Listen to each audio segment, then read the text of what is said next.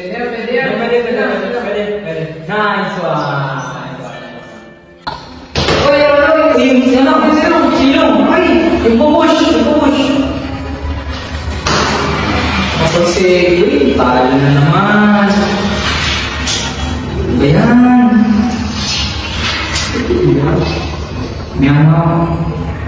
Yung na? Pre, mamaya na. Yung ako na. Manabunang balita.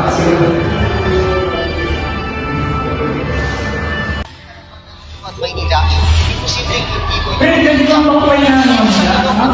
Okay, hindi pa naman balita. ito ang literal na ilog na basura. Grabe na talaga nangyayari ngayon sa bansa. Totoo, talagang kailangan natin muna para sa pagbabago. Tunay. Alam mo kung sa tatagal, mas nadala pa yan. Oo, talagang ganun. Paano kaya kung ikaw yung muna para sa pagbabago? Ha? Ako?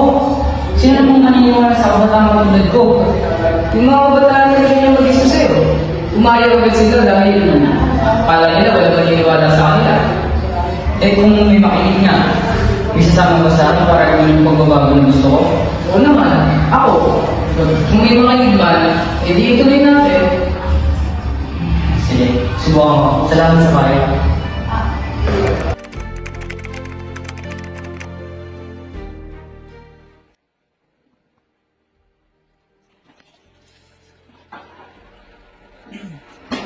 Malalim ata yung isip mo.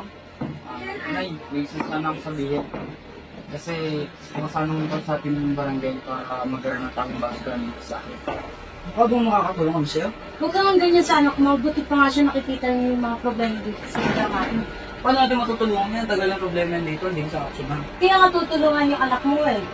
Sige, sigurado ka na ba dyan? Sigurado na ako dito tayo, wala yung atrasan ko. Sige, kausapin ko dito sa mga. Saan mo yan tayo?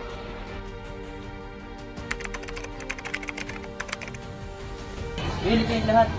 Bakit? Ayun mo.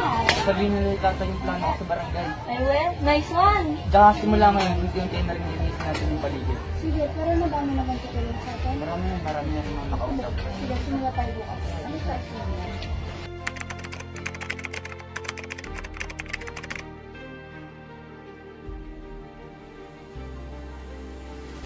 Parating mensahe sa akin at aking napubrahan lahat ng mga anunsyo sa buong barangay. Pinapag-usapan natin lahat na magpartisipa sa paglilinis at tamang pagtatapon ng basura. Oo, hindi sumalabayan ng mga akta upang ayusin ang makinitan sa ating paligid.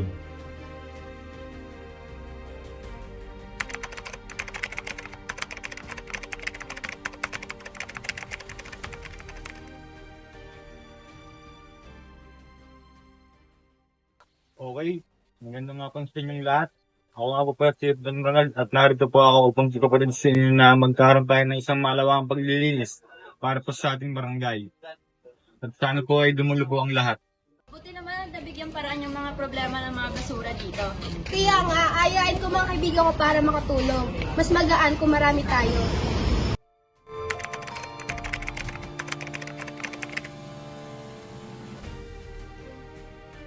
Nabigyan paraan yung mga Grabe problema talagang maraming kang tumulong sa kanyang tuwan.